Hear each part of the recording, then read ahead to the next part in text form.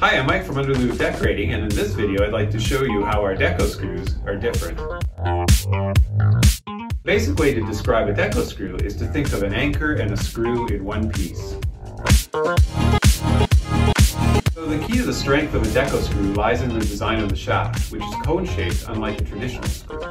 So why is this important? Well, unlike traditional screws, when you install a DécoScrew into drywall, each part of the thread bites into fresh drywall. That's what gives you incredible hold. The design of the head and the skirt create a space for you to hang your picture hardware, and this prevents it from falling off the screw. DécoScrews work with all types of picture hanging hardware, including sawtooth hooks, D-rings, keyhole hangers, and even picture wire.